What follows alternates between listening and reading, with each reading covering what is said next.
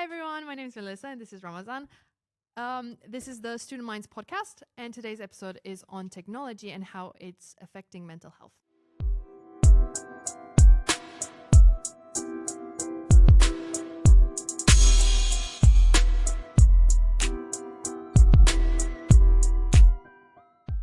How do you think you can help yourself with technology, but also not get too sucked into it? Because I know that's a very big problem with our generation of we kind of, because it's such a helpful tool, Yes. we kind of overuse it or underuse it in some ways, I believe.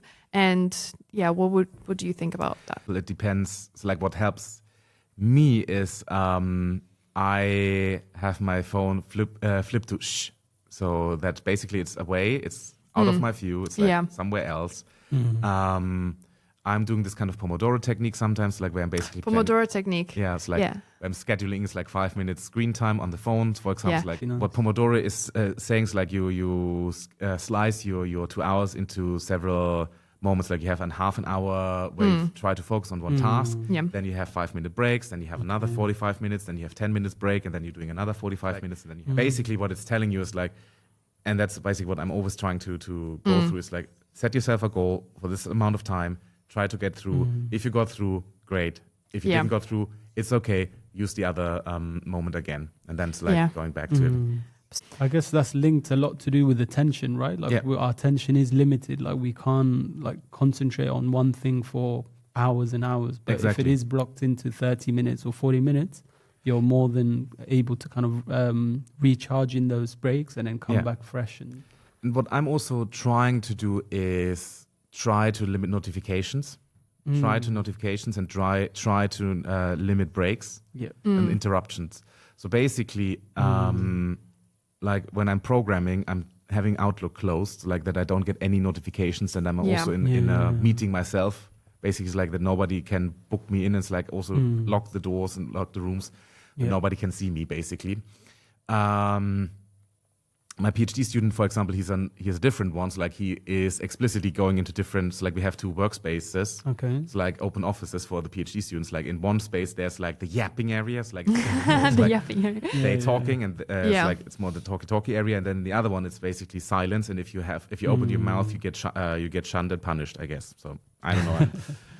They made up the rules. But anyways, like he's basically going into the silent area when he's really trying to write and it's like read, and it's like trying to focus and like, okay, nobody can see, and he doesn't get distracted. Like he wants to be alone. It's like, for me, it's basically like if I need to read something, I'm just reading. So like, and he's like, really, nope, I want to focus down.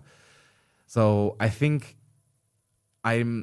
I don't want to be like this kind of wellness coach, because that's something it's always a little bit difficult for me, because I think it is something very personal. It's like it's like you have your own story and you have your own 100%. experiences. It's like your connections to technology is also very personal. Yeah. But what I would recommend is like look at the screen, look at how you use your phone and when you're using your devices, like, and for what. Like, is it like, for example, I'm getting too overwhelmed by the task, and therefore I'm starting to doom scroll.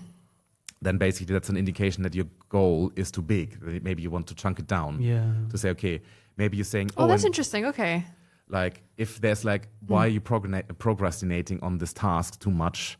It may be that something is wrong with the goal. That's so interesting. I never thought of it that way. I mean, I understood that we get tired and that's why we kind of start doom scrolling or whatever, but I never thought that maybe the way we go about it could be why we start doom scrolling. Like, okay, this task is too big, or it's too, something about it isn't working. Something about how you go about it isn't maybe the best way. That's so interesting. And okay. So if you think about it, like sometimes tasks or like these kinds of projects, like there are unknowns, which are basically the scary parts. Like, for example, when you like, plain examples, like master students are coming in and saying, I don't know how I should do this. How can I implement my program? How can I implement my game? And so like, okay, wait, you're saying you want to implement the whole game in one week. That's a lot. Yeah. And it's like, but I want to do this. I need to get this done. It's like, okay, let's step back. What do you need to do in the first step? And then it's like walking through. It's like, okay, what is the first step you need to do? And then it's like, actually, I need to write down the software architecture. Like, have you done this? No. Okay, why don't you set step 1, write this down, try to write this. And then it's like walking through, like breaking down the steps, scary thing. Yeah. And then it's like sketching out like what you have to achieve. Writing down the steps is really helpful as well, yeah. And so like really getting into that, like that's like also, and then the phone could basically also help there. It's like, oh, okay, I need to search this, or it's like I need to do this and this. Yeah. So I guess we've started talking about some kind of simple habits of like building that better relationship with technology. Are there other things that you can mention in terms of like things that you can do, like that point about notifications is an amazing one, like that distraction and getting your focus out of line, and what? Like from my personal experience, what I'm trying to to be thoughtful about who can send me notifications in this first step. So like this kind of who can distract and who can enter my personal spaces in that sense. And I think you want to treat your attention almost like money in a sense. Like you have a certain amount of money of money per day. Yep. What do you want to spend it on? So like, do you want really to spend it on, okay, that you are chasing up these notifications, which are 60% of the time advertisements? Yep. Or is it something where you're like, oh, I need to pay attention to maybe my mom is coming over, or it's like something is happening, so I need to pay attention to that. So that is something to be thoughtful and like thinking about, like this kind of step one. Step two, I think, is also don't blame technology. It's like saying, oh, okay, yeah, this evil computer is making me addicted or something like that. It is a back and forth. So try to understand why you're interacting with the device in that way. It's like, why are you doom scrolling? Why are you procrastinating? It's like, and this kind of go easy on you. And it's like, don't think like, oh, I'm doing something stupid. It's like, oh, I'm disgrace or whatever. It's like, because I was procrastinating. It's like, there is a reason for that. It's like maybe you were tired, maybe the task was not right for you, or so like there's just basically like you don't have the resources. So being mindful and thoughtful about that is quite something important to understand. And then of course on the backside, technology is not always the holy grail and can't solve everything. So be aware of the limitations and the goal of a technology. So for example, and it's coming back to design and human-computer interaction, where we think about like why it's like if you think about like the big tech, of course, there's like the development of these kinds of technologies. There is a goal behind it, which is they want to earn money, they want to have data from you. How do they get these fronts from you? So like think about that. It's like what is the goal of this application? So for example, when we're going into social media, datings and stuff like that, which is also where people are struggling, for example, it's like, okay, these kinds of spaces, these dating apps or these social media apps, they are dating apps. These ones are not made for you to find friends. These are made mostly to make money out of you. Yeah. And that's something, of course, to think about. It's like this kind of be aware of where are the... I don't want to say it's like they're always there to take your money. It's more like, okay, there is this goal, of course. At some point they need to gain revenue, and that's basically it's like when these kinds of applications falling apart. So it is something quite interesting, and also stay curious to stay curious about like how technology is evolving. So, for example, like the Google search, for example, how it evolved from it was really good search engine towards now I have every second result as an advertisement. So if you look into the Google search these days, like you have always the sponsored links now popping up. And so where basically people start to think about why can't I find stuff anymore? Well, it's basically turned into it needs to grow revenue. So it's still satisfying your goal, but not like 100%, more like 80%. But then it's like the 20% is this kind of, okay, now you also pay with your attention. Going back to the idea of like the emotional needs that you're fulfilling, I guess the question is, those emotional needs are sometimes very deep kind of needs that are healthy that we do need to fulfill. I guess my question is, or my statement is that yes, one way is by fulfilling those needs is to kind of doom scroll and be on those applications, but maybe we can talk a bit about what other healthy ways are there of fulfilling those needs, so that we don't have to resort to doom scrolling and Yeah, because we were thinking of kind of about what you said earlier about how humans kind of need humans and everything, and how that we kind of look for it through social media and everything, but does it really give us what we need and everything? And what we're craving. Yeah, exactly. Yeah. That's a interesting question. So like, of course, social, so like in previous work, what we see is that an online friendship is on a similar level to physical world friendships. So like, it is like, okay, I can have intimate conversations with my guild members. I can have these kinds of conversations with other, I mostly did in games. So, it's like these kinds of the social connections are real in that sense. Yeah. So it is that. But like, for example, social connection is not only communications like text or voice. There's like, for example, also touch. So for example, having a hug or something like that. It's like our body it's like we are very social creatures. And what happened during the pandemic, for example, which is also, for example, one hypothesis for the Zoom fatigue, stuff was missing. It's like we were not able to feel the presence of somebody else, like the full physical things. Like, and for example, which is quite interesting, is for example when I'm talking to you, for example, that I look at you, for example, right? Yep. But like in Zoom, it was basically like this, like I'm talking with you right now, but I'm staring at the gray wall behind. It just doesn't feel real in some ways. I think like I found that as well a lot during the pandemic when we had like lectures online and everything, and I just felt like I couldn't pay attention the way I would if I was actually there. I don't know if you guys can relate to that, but for me it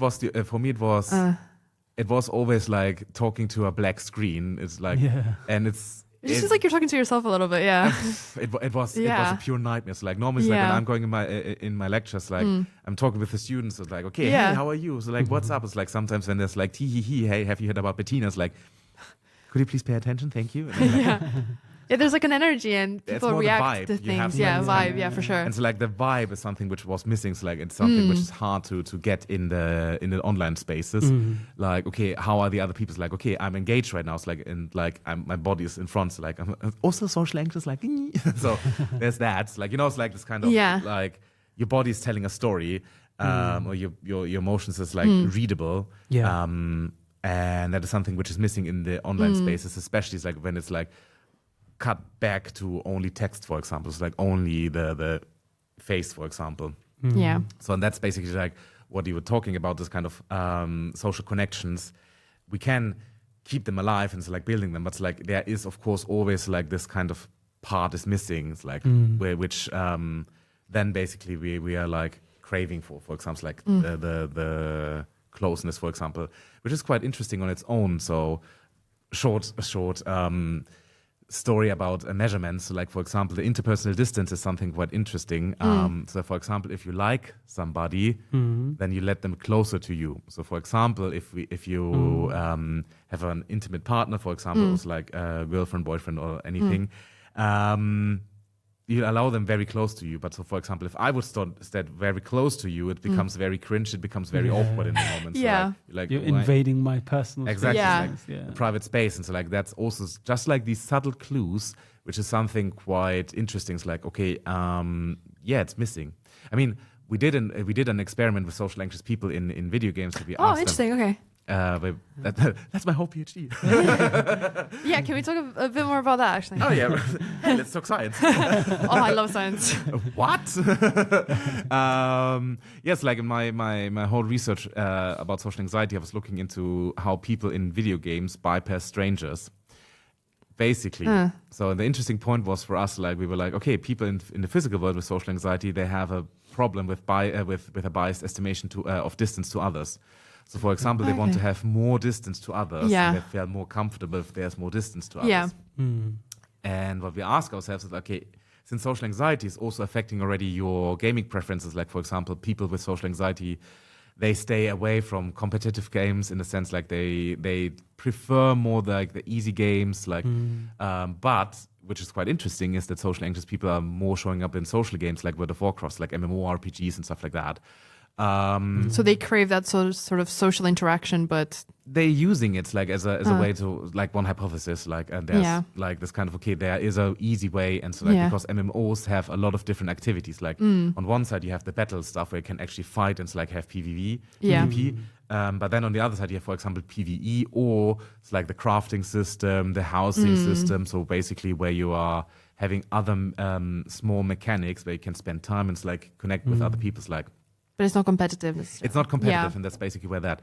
And what we looked into, okay, are they doing similar stuff? Or are they doing it from the physical space in the digital space? And yes, they're doing that. Like what was interesting was in the task, they had to bypass a stranger in the game. It was me building a crappy Unity game, Walking Simulator 3000. And basically, they had to bypass that stranger, and that stranger was either nice to them or angry to them. So, like, on one side, they were like, "Oh yeah, sure, you have to go to the left side or the right side," and then the other one's like, "Why are you here? Get out!" And like really grumpy, "Get off the lawn!" And then bypass that stranger. And then what we saw is basically that people with social anxiety walked further around that NPC and tried to get further away. It's like, it was quite interesting. So, we did the same experiment, then again with people with psychopathic character traits, like, which are characterized by this kind of neglect for social rules and stuff like that. And we see that they're doing the opposite to social anxious people. So what people with social anxiety do, stay further away. People with elevated psychopathic character would invade traits, they ignore. That's so interesting. Okay. So, which was quite interesting. It's like, this gives us conclusions, or like gives us ideas around this kind of, okay, players' toxicity in games, like when they're basically starting to violate social norms. And why are they doing that? It's like, which we're exploring right now. It's this kind of, okay, what can we learn more about the gaming data and behavioral data in games through, and what can we use these data in the realm of mental health assessment? Okay, interesting. With that, I guess there's an element of like, so what's the like real world transfer of that? So obviously, like you said, the assessing mental health and things like that. But is there any other kind of key takeaways from that research that you've done? There are multiple ideas what we developed. Like on one side, of course, we're going into the clinical space and saying, okay, on one side, people with social anxiety in particular, is like maybe don't want to go to a mental health assessment, and saying, okay. That's like it's scary. I don't want to enough. It is. I don't want to leave the house, for example. Then basically saying it's like, okay, play a video game. The second point is about this kind of the quality of that's like data, your behavior. It's something which reveals a lot about your mental health. But it's like in a survey, for example, it's like how you feel, and it's like, oh, okay, I'm in an assessment right now. It's like if I'm crossing that off, then maybe this person thinks that I'm cuckoo. Therefore, I'm saying I'm fine. And then basically it's like trying to please. The assessments. So that's something which is quite interesting. It's like to combine. It's like it's called evidence-based assessment, where you basically combine subjective data and behavioral data, and like these kinds of impressions to get an idea about, okay, what is happening with this individual.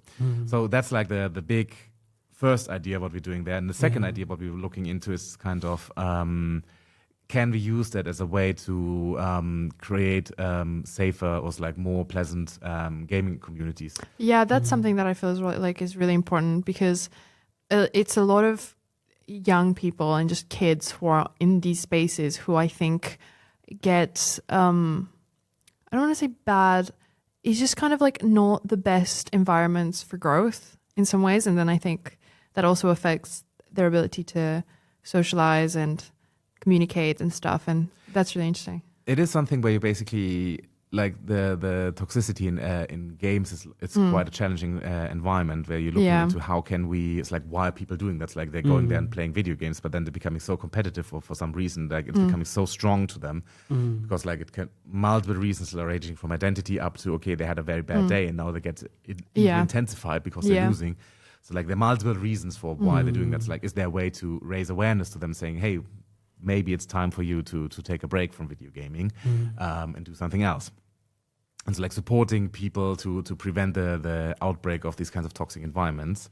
And then the third step, which is something which we're doing right now, is also this kind of understanding the role of mental health needs in the role of deceptive design. So basically whether tech corporates are exploiting mental health needs in the sense that basically that you are like, oh, okay, this is a social anxious individual.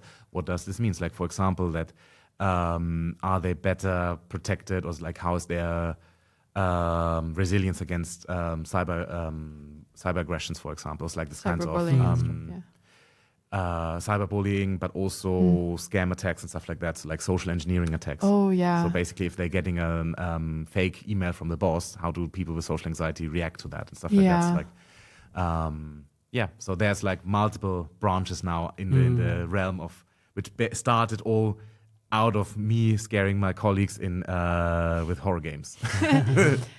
Could we talk a little bit about the benefits and stuff of games as well? Because again, personally for me, they're a big thing for me. It's something that I do a lot. It's like a very big hobby for me, and I think it's helped me a lot with, because I'm a bit of an introvert.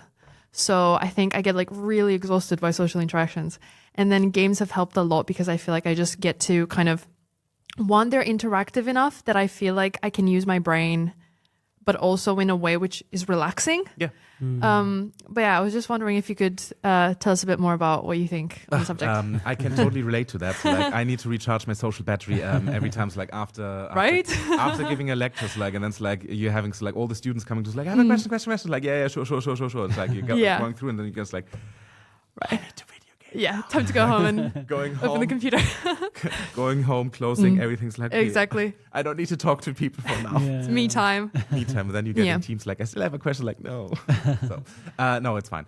But video games is like, on one side, it's like, it's, as you said already, it's like this kind of, it's a brain teaser. It's like a tingling thing. And us as humans, our brain is built towards solving problems. In a sense, like we want to have challenges. We want to learn something. Like we do. That's all the time. Like we want to build the skills. And that's something which video games are perfect for. So like it's kind of, okay, there's a problem solving. You can do something quite fun. Puzzles in games are the best. Puzzle games, like stories and stuff like that. It's like stories, especially, I played lately Detroit Becoming Human or something like I think I've heard of it. It is amazing. It's like it is a really, really nice interactive movie which I can recommend. So, like it's about robots as like basically when androids becoming more and more humans, and when humanoid robots start to feel feel human emotions, like where's the line between human and robot. So I can highly recommend that. Like very dramatic, wonderful soundtracks. Like go on soundtracks. Go on your favorite music platform and listen to it. I can't say that. Is it ad free? Anyways, no. Back to what video games are good for. Like we have this problem solving on one side. We have the socializing tool. Exactly. It's like where you're saying, okay, I can connect with friends. I can spend time with with my friends. Like for example, during my pandemic, it was like when I was in Canada and my friends from Germany. It's like games was the most easiest tools to stay connected. It's like we were like, okay, Friday is Dota night, and then we hop on the game. It was funny because I was playing Dota in the lab first secretly, and then my supervisor Regan came in and was like, "What are you guys doing?" He was like, "We're playing Dota. It's okay." So and she was like, "Yeah, it's fine," because basically that helps you. It's like you have a shared goal, you can work together, and it's like and the games like you have this idea of the magic circle, like you're entering it willingly and saying, "Okay, now we are in this game. We have together shared goals. We need to win, or we need to do this and this and this." This is something I've noticed as well with gamers in particular. I feel like they're a lot more aware of their strengths than other people. But maybe I'm biased though. But some of my friends that I play games with and everything, I feel like I can see a lot more that they're aware of what their strengths are and what they're not good at, or like some of their personality traits, than perhaps people who I know don't play games. And I'm wondering if it's because of team player games or stuff like that, where you kind of start to have a role in a team, or because in the games you have all these different mechanics where you kind of realize what suits you and what doesn't. Yeah. But I think I think it's a good way of seeing some things about yourself for sure. Yeah. So yes, basically what you have, like from a games theory perspective, games. If you look into the nature, everybody's playing. Like dogs are playing, cats, like all the animals are playing. So like, why do they play? Because they want to learn something. Yeah. So that is something quite important. It's like you're exploring roles in a safe environments. Like, it's kind of okay. That's true, because it's a safe environment, so there's no risks in a way. Exactly. Way of saying like, okay, here now you can be like a healer, or now you can be exactly like a healer or DPS, or exactly. So like from this kind of role exercises up to financial skills. Like for example, I love city management games. And like that's true. Where basically it's like you have this positive feelings, like, oh my god, I have this city, it's alive and it's profitable. Yeah. And so of course it's like dumbed down. It's like not actual. It's like, oh wow, this is how you kind of things have to do.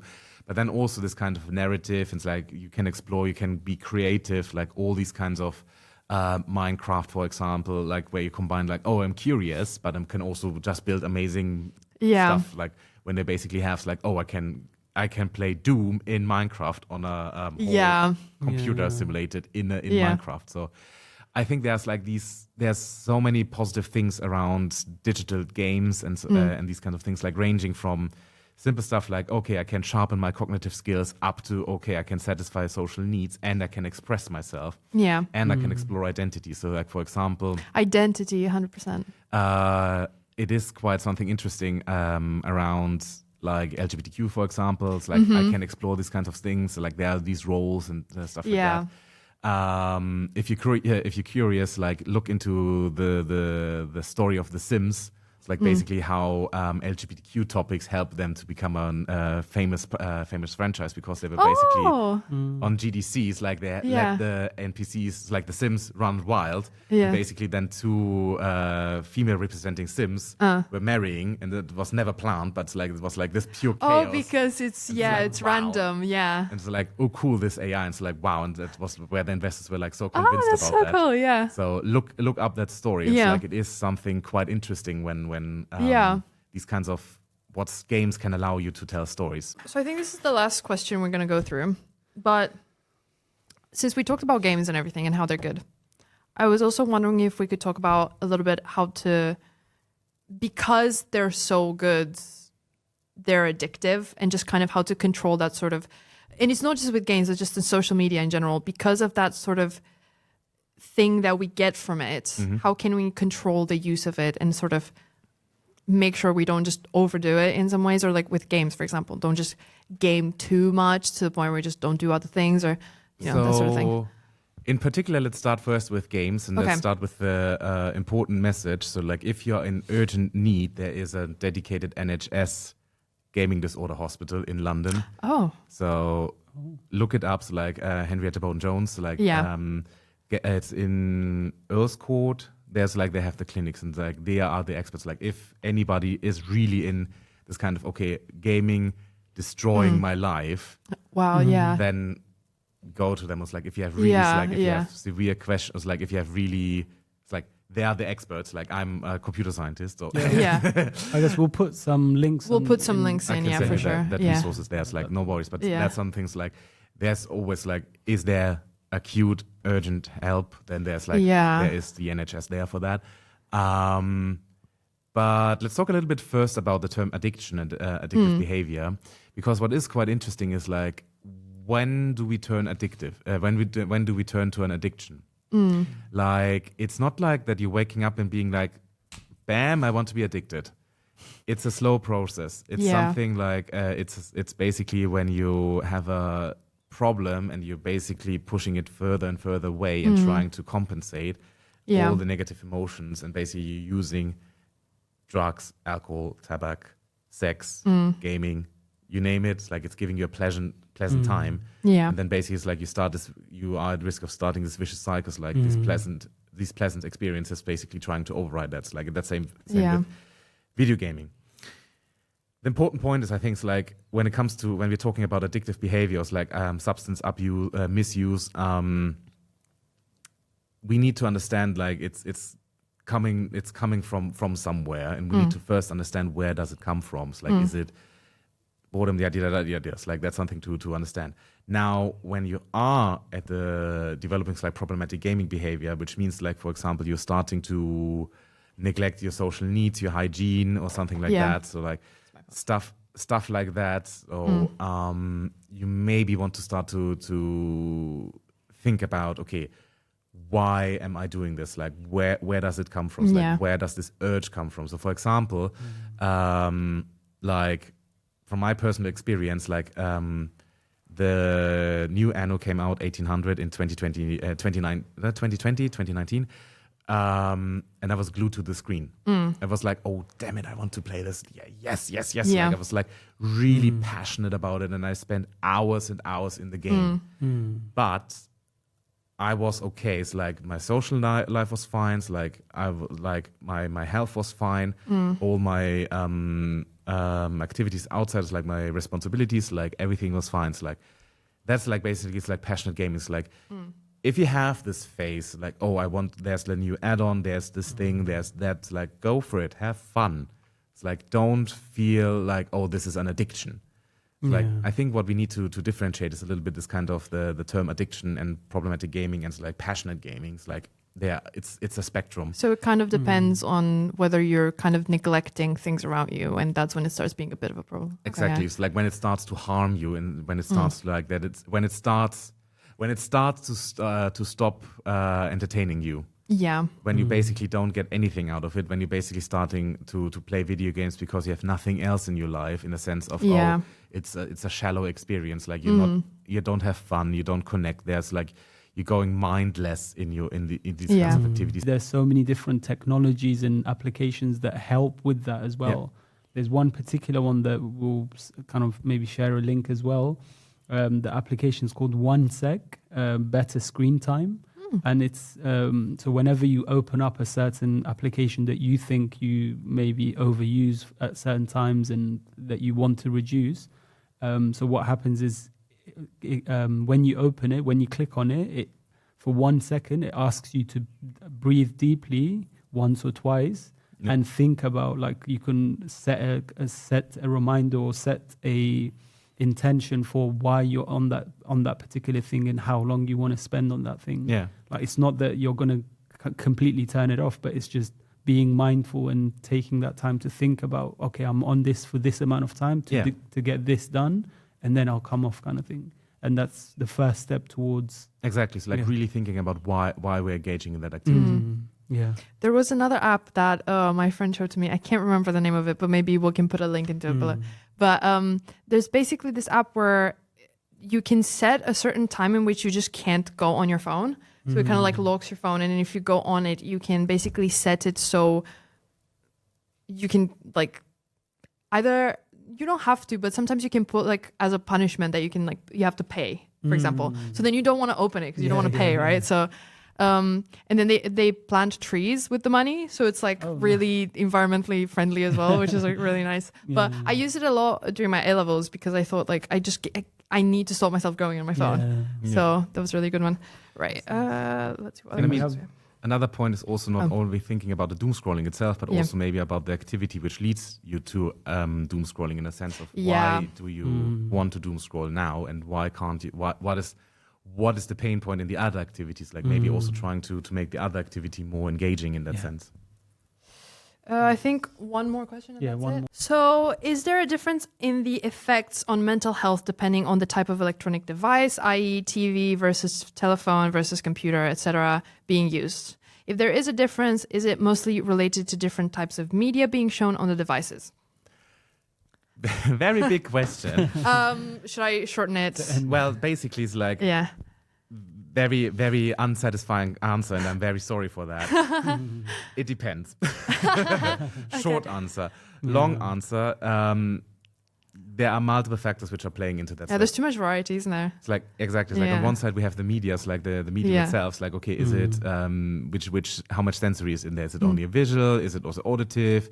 Do I have to interact with it? Is it passive active? Are my friends involved in that? Is it like synchronous activities, like I have to do it now, or is it an asynchronous ones, like I can wait and like somebody else needs to do that? Right, because passive ones, I guess, can be more addictive, right? Because you don't have to put much effort into it, like reels watching. No, I think that's like it's again, it's like from addictive behavior. It's like it's coming from like depending on the personality. It's like when it's like the situation, stuff like that. It's like I wouldn't say it's like this. It's too broad to. It's easier to something becomes more addictive, blah blah blah. So like it's always like you can design a game to be a very interactive game to be very addictive, and you can design a very boring game to be very addictive. Yeah. Like for example, like gambling, for example, is also like very. It still like have the minimal activities. Like I press one button, and still like it's lots of people struggle to go away from it. So to come back, so like maybe we were phrasing it a little bit. This kind of on which factors are affected, which factors are contributing that media has an impact on your mental health. Maybe from that perspective, like on one side, of course, it's your personal mental health, like in your personal situations. Like, are you in crisis mode? Are you relaxed? Are you in a safe environment? Are you in a tense environment? Like this kind of factors. Like, but even like DNA factors can affect. Like for example, like some people are more prone towards feeling more anxious, and therefore based on anxiety is a very big thing. So that kind of stuff. Then also, like for example, did you had good? Are you hungry? Are you thirsty? Like these kinds of physiological needs of stuff like that. So like, which is quite interesting. Is like affecting you. So for example, if you didn't have enough food, or it's like if you're hungry and then you're going into in a grocery store and then you see like these tasty advertisements, like your brain is basically like targeting already. It's like, oh, okay, the foods and stuff like that. It's like the same sugary foods. Exactly. It's like, because like, okay, we need to restore that. That like instant, and exactly. And so that is also, of course, affecting your vulnerability to that. And similar is that also to your mental health. For example, like if you're feeling lonely, for example, your cravings like the social connection, and then basically it's like you are neglecting, for example, some other, let's say, red flags. For example, it's like you're trying to satisfy this kind of need to belong, was like this need to like that. Yeah. So it depends. Long story short, I'm sorry.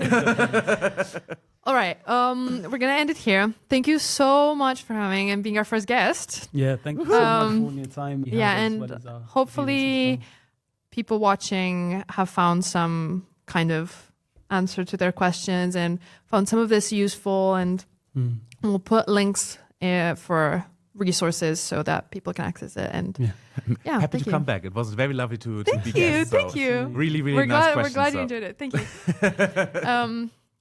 But thank you very much. And should we wave now? Cut.